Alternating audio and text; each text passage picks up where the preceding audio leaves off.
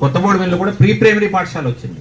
3 నుంచి 5 సంవత్సరాలు 5 సంవత్సరాలు నిండిన వాళ్ళకి అక్కడ జరిపేయచ్చు. డబ్బులు వృధా చేసుకోవద్దు. ఇంకా 6, 7, 8, 9 తరగతులకు కూడా పంపించడానికి గవర్నమెంట్ స్కూల్స్ ఆటో ఫెసిలిటీ కూడా ఉన్నది.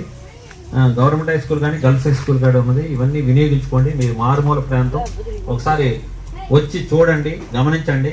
ఇక్కడ బాత్రూమ్లు, లెట్రిన్లు ఎన్ని ఉన్నాయి? 4 ఉన్నాయి. ఉన్నది పిల్లగాళ్ళు ఉంటే 10 మంది ఉంటారు, 15 మంది ఉంటారు. కానీ అక్కడ 1000 మంది ఉంటారు, అక్కడ కూడా 10 ఉంటాయి. బాత్రూమ్కి వెళ్ళలేరు, యూరిన్కి వెళ్ళలేరు, లెట్రిన్కి వెళ్ళలేరు, అడగలేరు.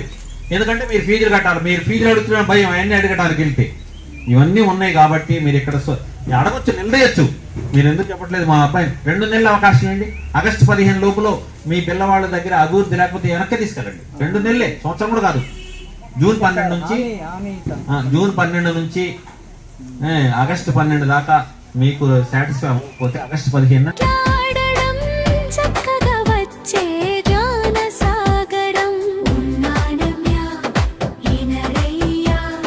ఈరోజు బడిబాట కార్యక్రమంలో భాగంగా లక్ష్మీపురం ఇచ్చేసినటువంటి నా తోటి సహచర ఉపాధ్యాయుడికి, అలాగే గ్రామ సర్పంచ్ గారికి, అలాగే ఇక్కడ ఇచ్చేసినటువంటి గ్రామస్తులందరికీ నా యొక్క శుభాశీస్సులు.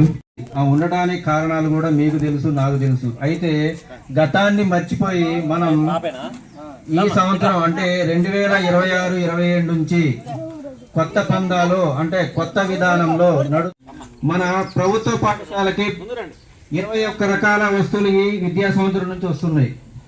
అలాగే ఉచిత బుక్స్ ఉన్నాయి, యూనిఫామ్ ఉన్నాయి, అలాగే ఉదయం టిఫిన్స్ కూడా పెడుతున్నారు ఈ సంవత్సరం నుంచి. అలాగే వారానికి 3 రోజులు గుడ్డు ఉంది, మధ్యాహ్నం భోజనం ఉంది.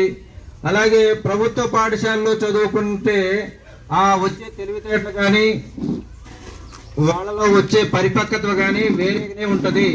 మీకు ఈ రోజు తెలియదు, అది పోను మీకు పిల్లలు పెద్దయ్యాక తెలుస్తుంది.